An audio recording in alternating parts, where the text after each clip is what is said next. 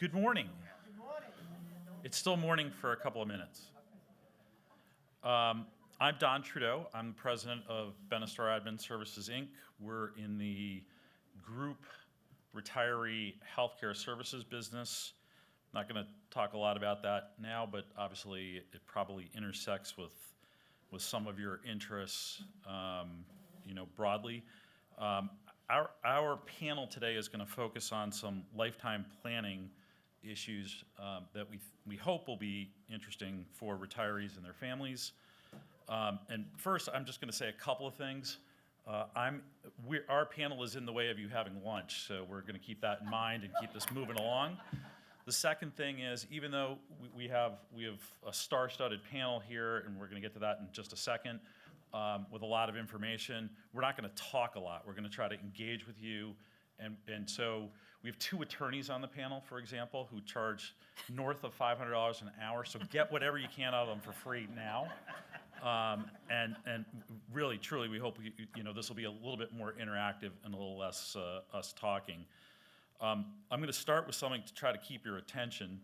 And I don't want to steal this from Harlan, but Harlan threw up like actual cash, but he never did anything with it. I'm going to do something with it. And here I have one judge. The judge is Eddie Stone, sitting here in the front. The best question gets $50, okay? We will be paying it. So I don't want to leave the panelists out. The best panelist answer gets $20, okay? So we're going to keep everyone engaged, I hope. Which we will donate back to Retirees for Justice. Well said, sir. There you go. Today is a special day. I don't know if anyone knows it. If you do, please suggest what it might be. But today's date is a very important date. Anyone want to make a guess as to why it's an important date? First day to start a new tax year. He offered something was maybe about as important. It's the first day of the new tax year. That wasn't what I had in mind. It's actually today in American history. It's the start of the American Revolution, right? So last night was Paul Revere's ride, and today was the start of the American Revolution. So we're gathered here on an important date in U.S. history, and hopefully some of the things that we'll offer won't quite measure up to that, but will be equally important to you in your immediate lives. So I'm going to ask the first thing to start with, is anyone here not a retiree? Sponsors, put your hands down. Okay, so most of us here are retirees in the audience. And are any of you under age 65? So early retirees is how we'd say that. Okay.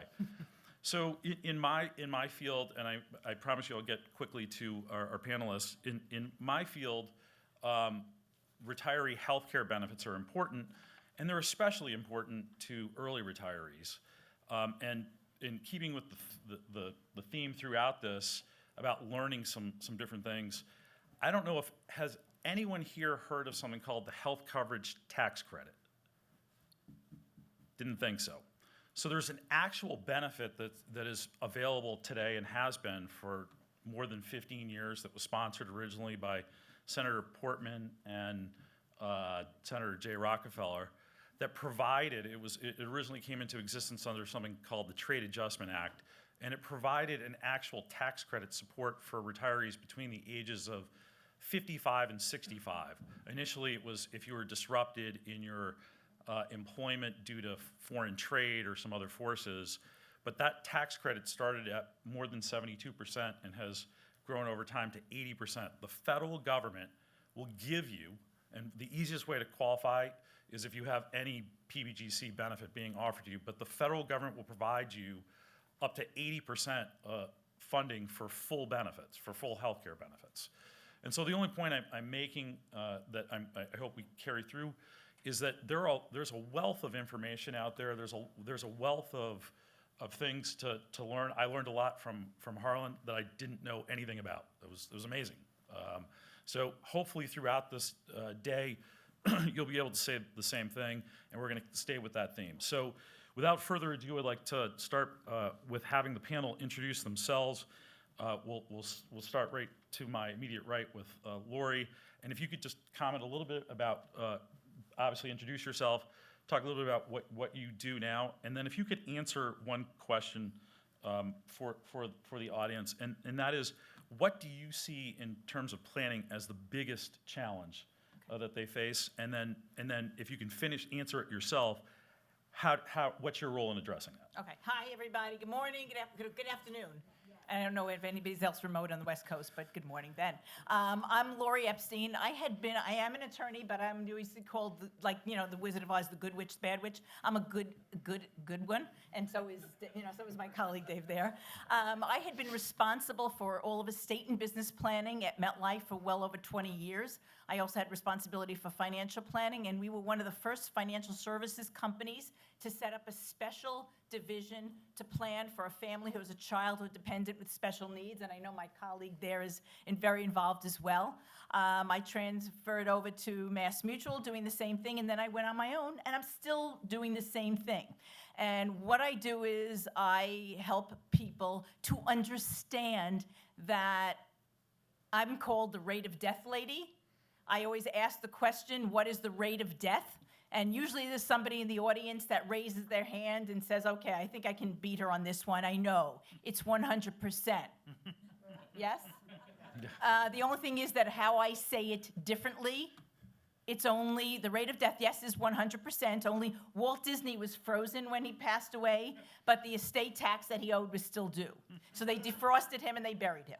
So I am considered, my rate of death, yes, it's 100%, but how I like to say it, it's one per person. You only get one chance to do it, so you can't mess it up.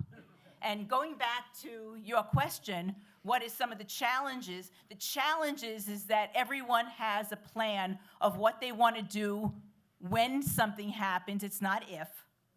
But the plan most of the time is up here. It's in your head. And that's not a good place for it to be when something happens. And people have said to me over the last, I've been doing this for nearly 30 years, there was an unexpected death. I said, no. It's not unexpected if the rate is 100%. It was just bad timing. And so hopefully we can inspire you to not be afraid and to take that challenge and to put the plan that's up here onto paper so that you're protecting those loved ones and your plans. Mike Roberts. Hi, everybody. Mike Roberts, CPT Wealth Strategies. And I just want to start by saying I've been doing insurance and planning and risk transfer for 35 years, or 3.5 decades.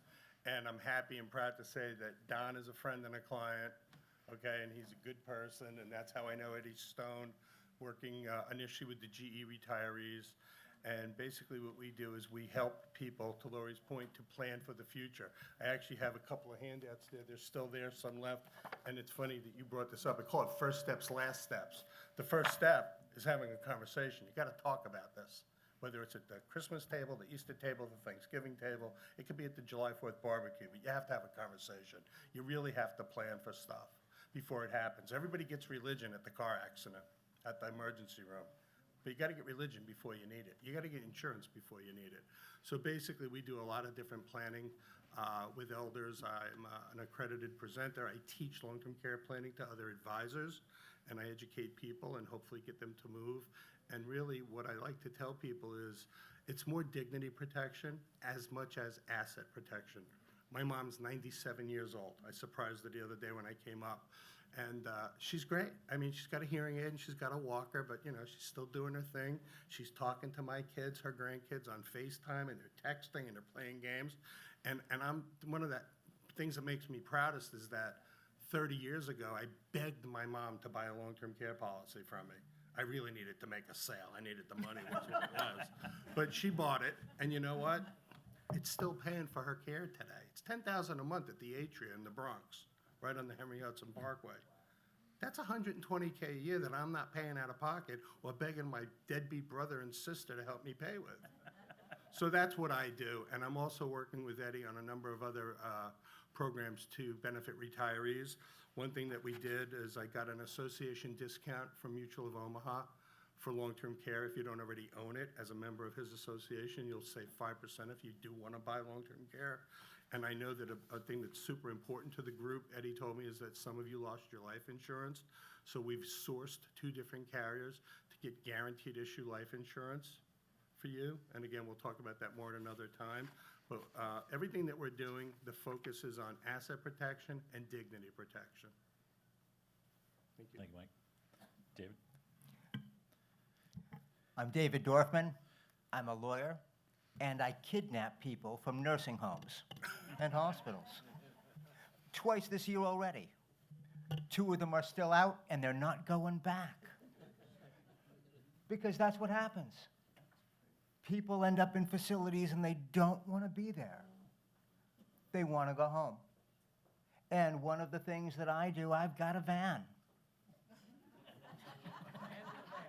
I've got a van. I'll come and get you, and I'll bring you home. And Judge, sometimes what we do is we're very quick to start that court action. So when we're talking about that kidnapping issue, I've already got my index number, and I can say, tell it to the judge, she's staying home. Wow. That's a tough one to follow, but Eric, if you could. Yeah, I was just you could- going to if you say, thanks for putting me after David, everybody. So, hey, I'm Eric St Pierre. I've been working professionally for 37 years, mostly doing consulting and a lot of stuff that would bore y'all, especially after listening to David's exciting story.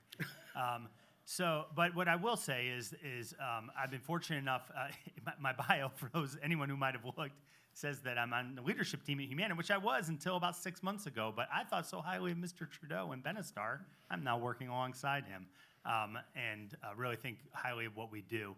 I echo the sentiments of the folks here. David's story is not something I've experienced, but both what Lori and Mike said, in my career, I've been really fortunate, particularly over the last 20 years, to work with a lot of retirees and group health insurance, and really have been out talking. I've spoken to tens of thousands of them, and the glaring theme that always really made my heart tug was exactly what they addressed, the what I call it planning ahead, the advanced directives, and they waxed much more poetically on it than I did, but it was really challenging to hear folks who didn't have that plan, and ended up losing somebody and really weren't ready. They weren't ready for that dignity and asset protection. So for what it's worth, that was what I was really going to share was, it is definitely worth looking into that and doing that. And I can tell you a personal story. It happened to me with my grandmother when my grandmother was at end of life. She didn't have everything ironed out, didn't have it, put down, hadn't talked to her family about it. And I was kind of like her 5th son. So because my father had me when he was a teenager. And a whole other more interesting story. But the reality is that we were really divided about what to do with her when she was ready to be at end of life. And she was verbally sharing that, but didn't have anything written down. And didn't have the plan, like Mike said, really memorialized. And more importantly, hadn't discussed it with everyone in the family. It was kind of like, oh, don't want to talk about that. So, not trying to get too heavy, but that's to me, it's one of the things I wanted to share.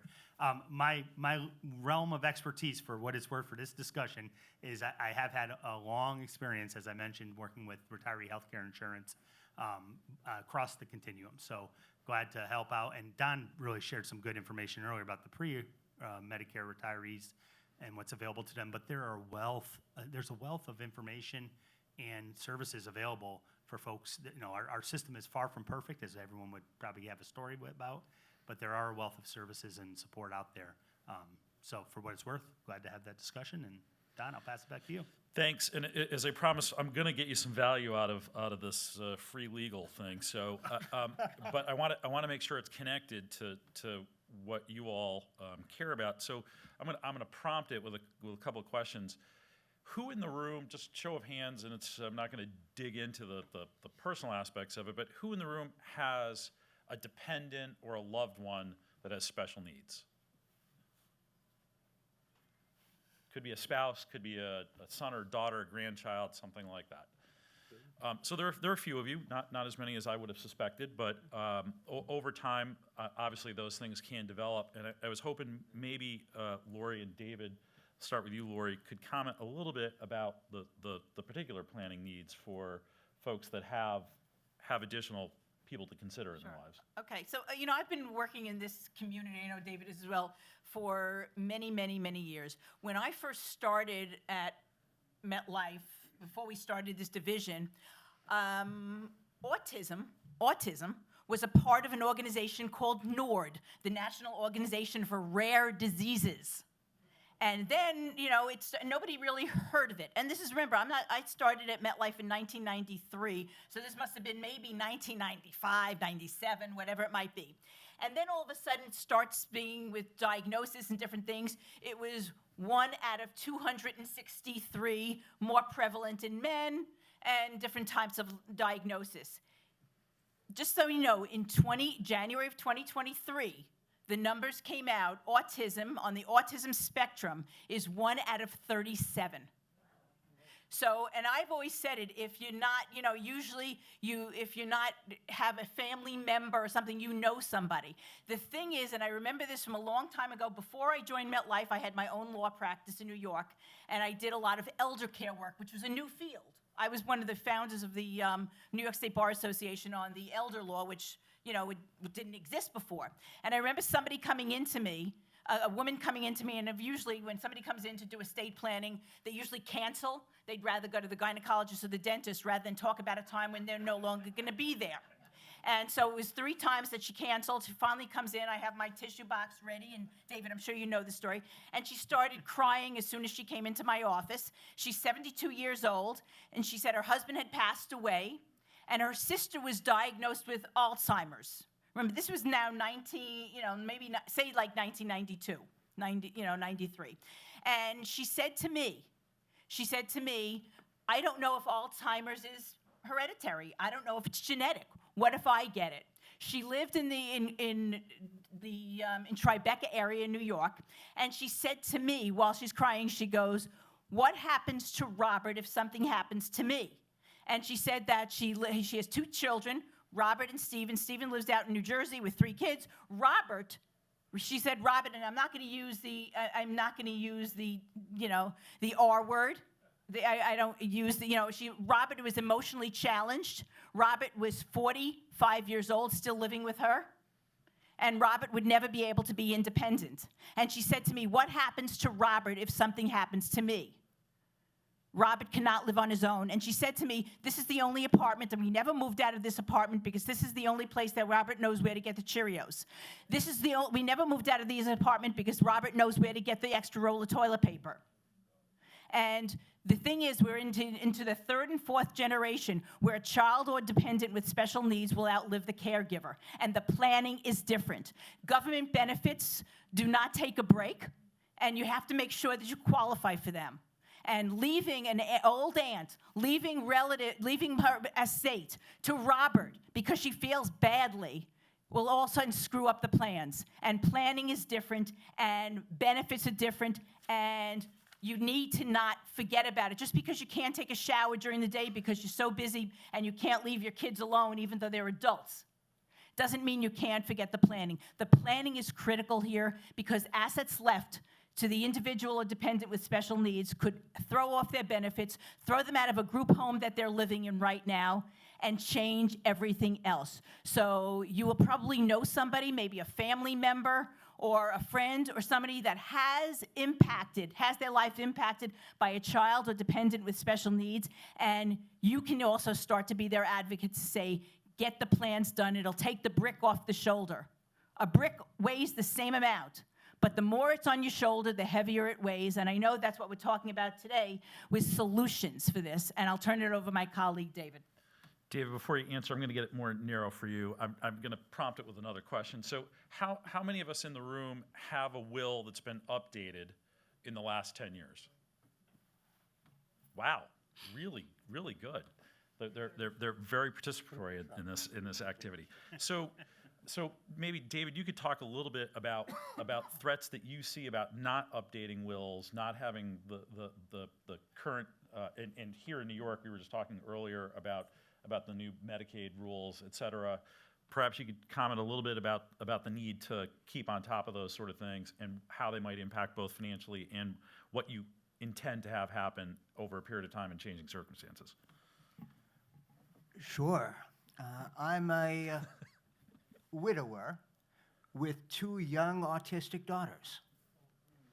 I'm a grandpa-age dad, and sometimes in the community we use the term forever children when we talk about things like not moving out of the house because they know where everything is and they're acclimated and accustomed.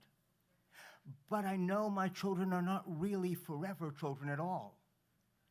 They're going to grow to be full-grown adult people. And the last time I was here at the Bear Mountain Inn, I wasn't wearing a suit, I was wearing a bicycle outfit, doing repeats up and down the mountain, training for the Ironman triathlon. And today, I could not do 4 repeats up and down that mountain.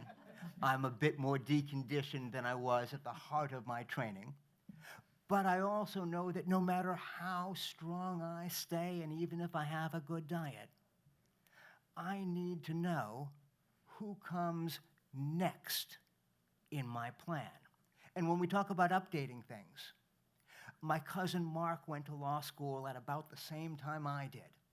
And we've been training partners most of our lives.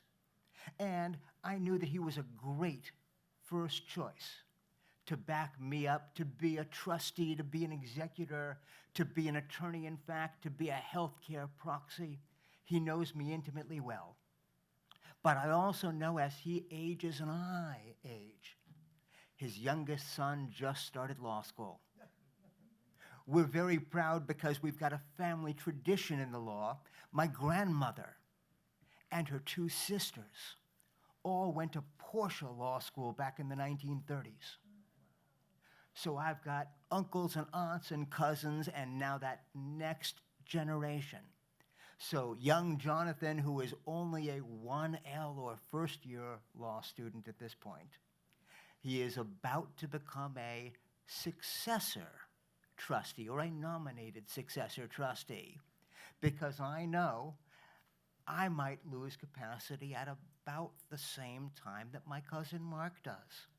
When we race, sometimes I would win and sometimes he would win. And when I think about our nursing home future, we're still in the same race. But I'll need that next generation to step up. I know Jonathan isn't ready right now as a 1L, but I know it's coming up on time for that next trust amendment because he'll be next up in the next generation in that line of succession. Because I need to think, what happens 20 years after me?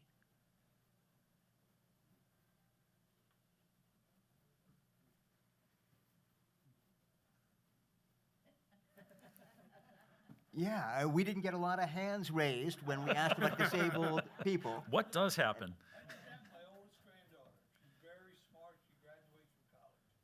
And my son said, I said, we gotta look at Juliana, she's the oldest, but she's the smartest. I said, she should be also considered an executive.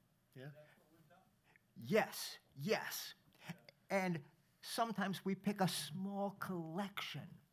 In my family, it's my younger brother who was considered the smartest. He's the scientist with Noah working on the satellites. And I was never considered the smartest, but I'm good with the paperwork and I'm organized. But we knew handling family matters that we had to have my sister included too. Because if it was just my brother and I, we wouldn't agree. There would be something where we disagreed, and each of us has strong personalities. So if I thought things should be this way and he thought things should be that way, I know what's going to happen.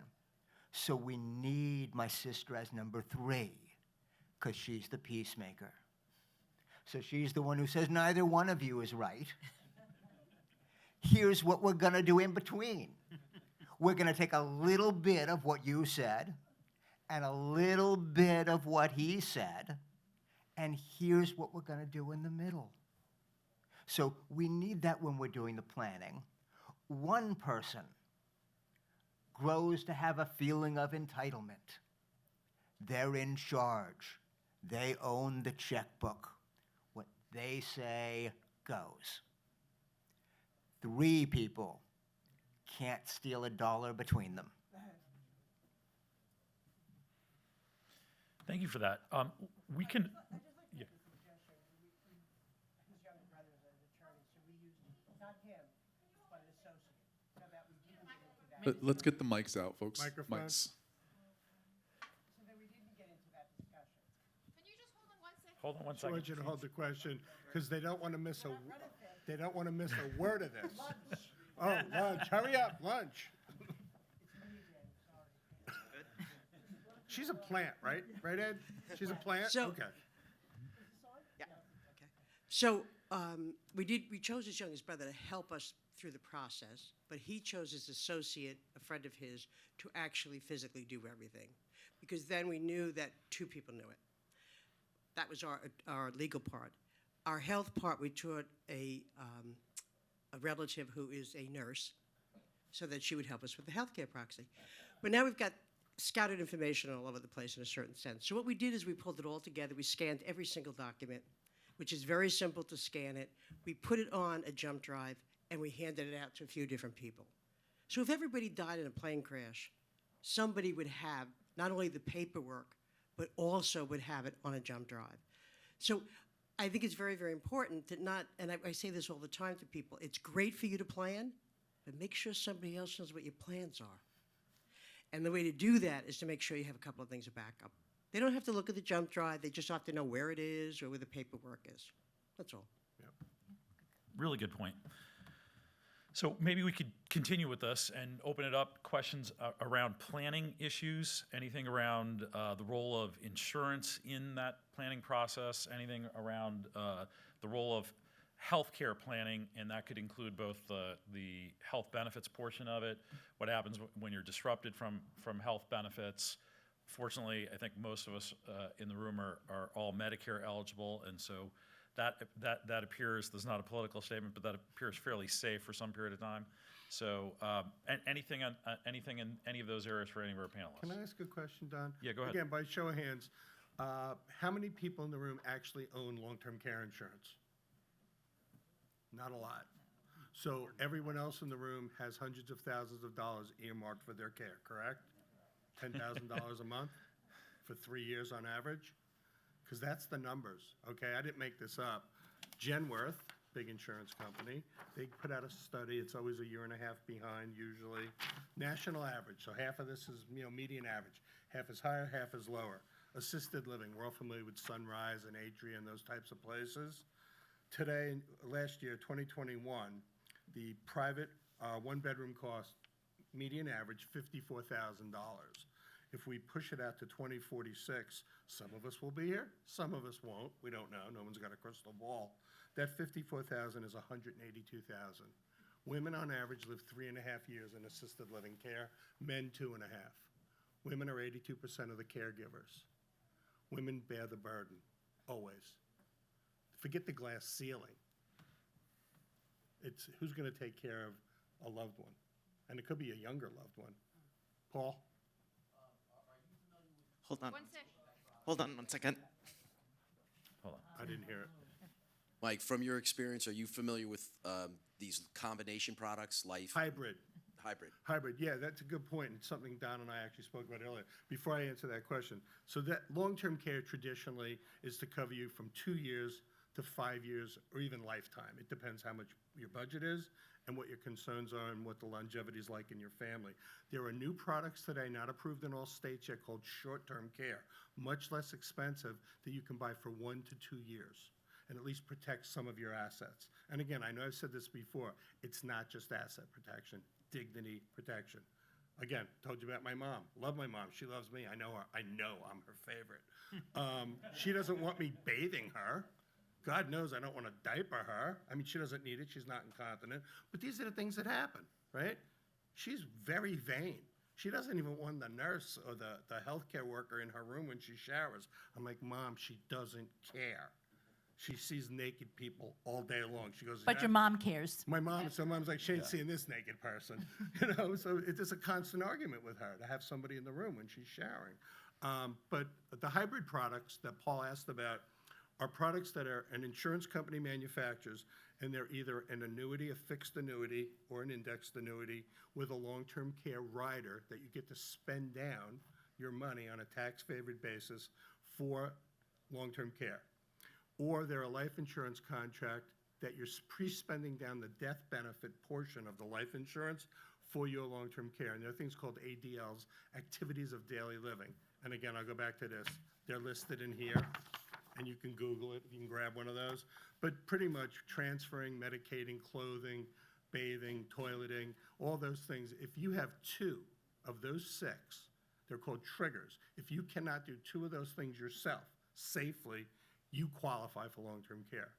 It's very simple to qualify today. So a hybrid product, a lot of people today are going away from a traditional long-term care product, which is long-term care only, and going into a hybrid product where they can tie some aspect of an investment to their long-term care or a permanent life insurance policy. Because in that case, you're killing 3 birds with 1 stone. You got permanent life insurance, which you're gonna need one day, to your point, 100% chance you're gonna die.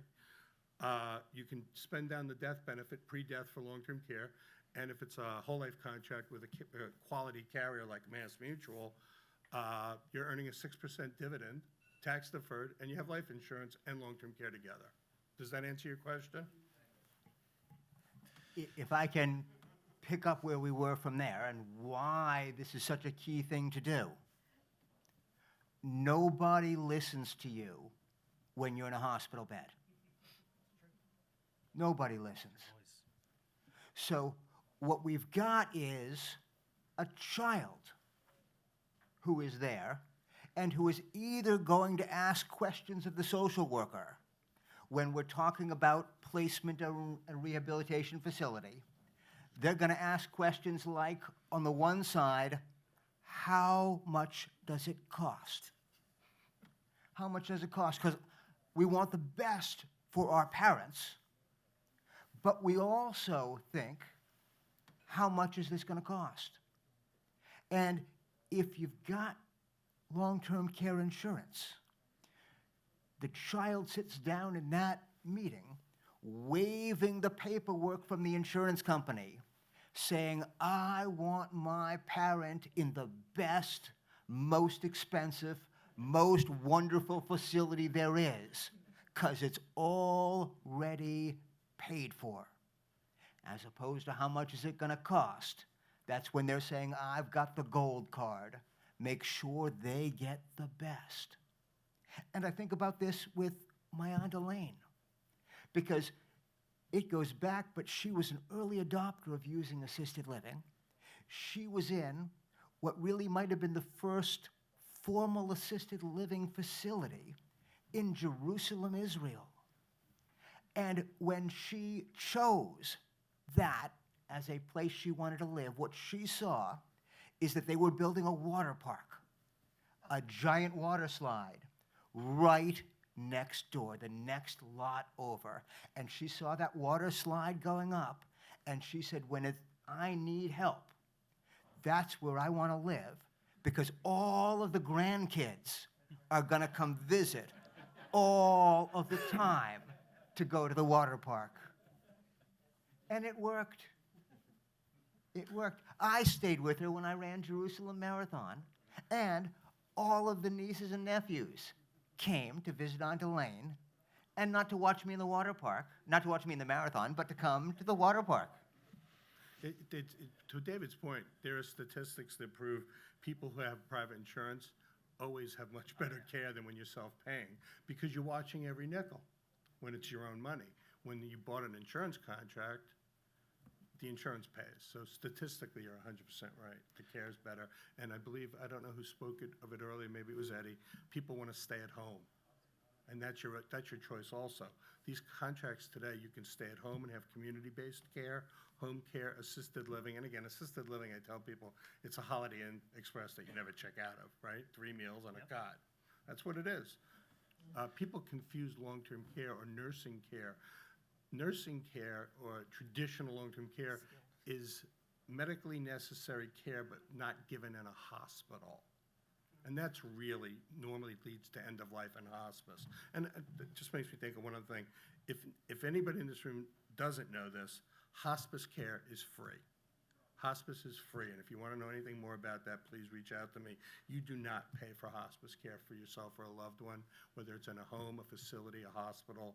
It's absolutely free, and people don't know that. Don, real quick, just for what it's worth, man, I've loved listening to all three of these folks talk about this because it's a great example of how we really kick this off.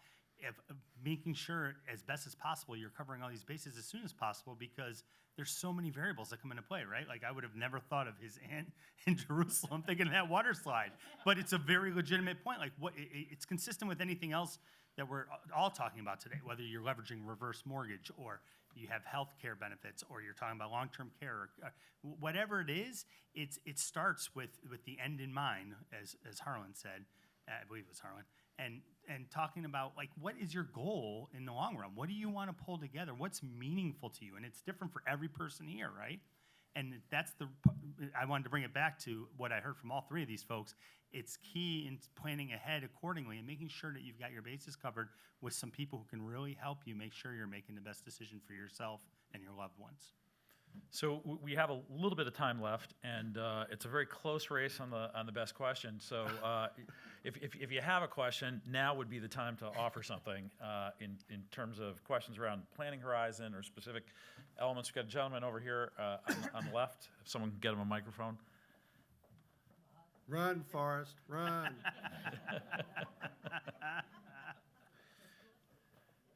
Long-term care, does it have restrictions on, like, health? That's a great question. Thanks. So in order to qualify for long-term care, the first question is male, female. Women are more expensive. Women live longer, have more moving parts, unfortunately, that break.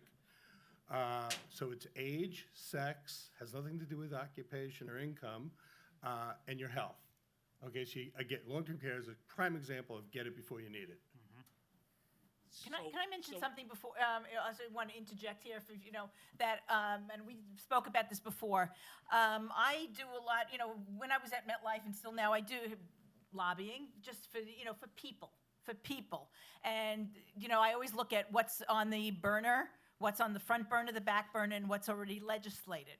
So there is a New York proposal. It already passed the New York Senate, which is similar to the law that passed in Washington State. And right now, again, this New York proposal passed in the Senate. Now it has to go to then it will go to the Assembly, and then the governor will, and she said it'll be signed, which would be a tax on all W-2 income, with no cap, about 0.63, maybe 0.63%, to help pay for your own long-term care policy, because the state has seen how much of these things are costing the state. And so, again, will remain to be seen. We'll watch it, and I will like to propose. I'll send any information I get on the updates of that to it.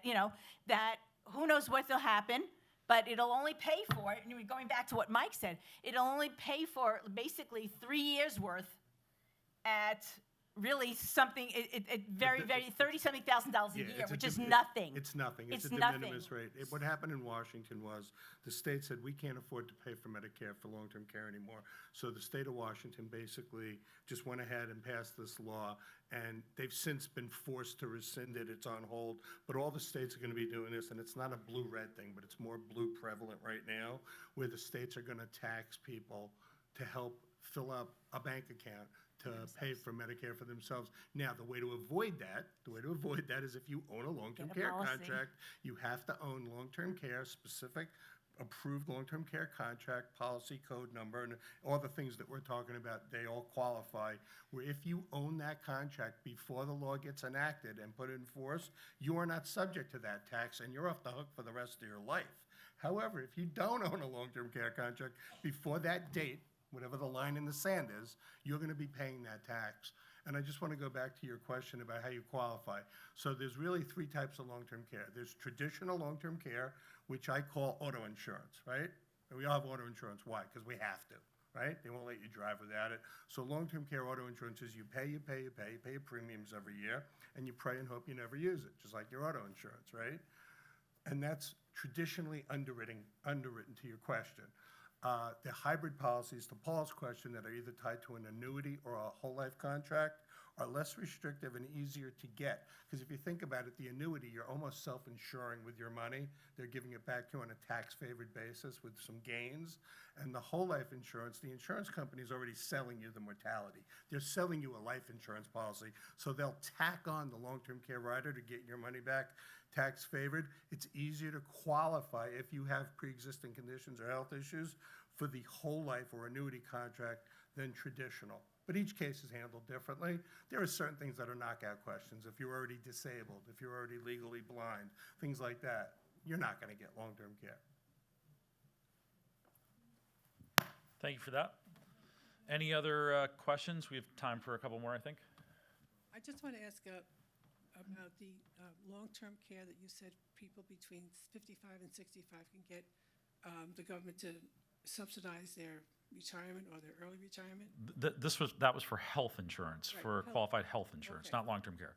Oh, okay, health insurance. Now, what if you had, like the attorney here has two special needs children, and you're trying to get health care for yourself? Would that roll over to the other plan, or is it two separate identities? You have it for yourself, and if you want to get some kind of protection for your children. Yeah, it's a good question, and it's fairly technical, the response. If they were, it depends on their age. So if they're under age 27, it makes it fairly easy. If they're not, but they're legal dependents and there's special circumstance for it, the answer is it wouldn't disqualify them, but it would go back to state insurance law and that sort of thing about who would be a qualified dependent on your insurance. Yeah. Yeah. Anything else? Someone else right here in the middle of the room. Right? Hi, my name is Sue, and I actually just wanted to bring up a point. One of the pages in your information was talking about eating, bathing, dressing, and so forth.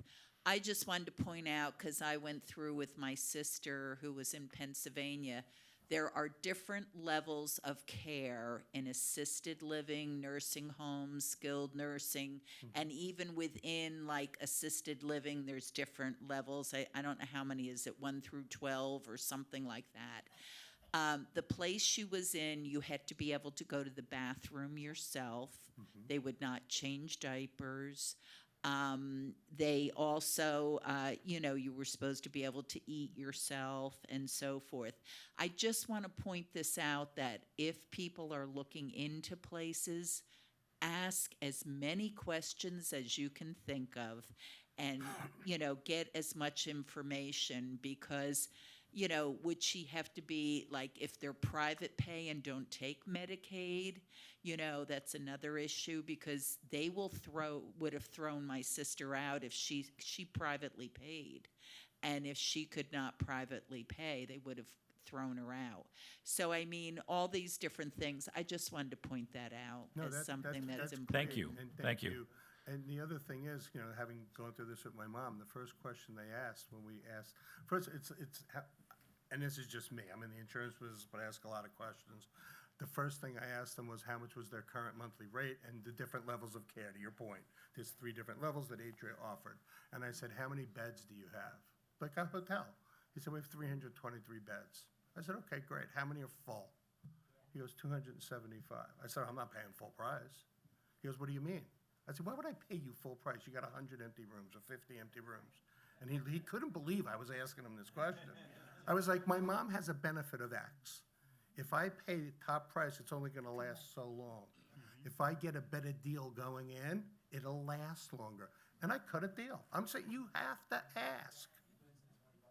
It's also a great real life example of what these folks have been talking about, getting out ahead of it Yep. and game planning. And like I think David was the one that said, you want to be, God forbid, you or your relatives are sitting there at the table, you want to have that gold card in hand. Because make no mistake about it, you both just described it. There are different levels of quality of care as well. So it's very important if this is of concern to you, which I think we all have expressed it really should be, that you're getting out ahead of it and you're prepared to And make the sure you first take care of question yourself. they asked was, do you have private insurance? Now that I think about it.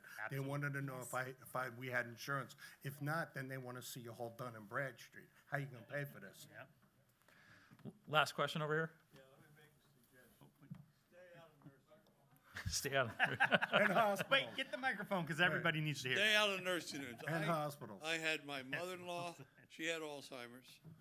I had my mother who had polio when she was, I don't know, when I was born. So for 60 years she had polio. She was in a wheelchair.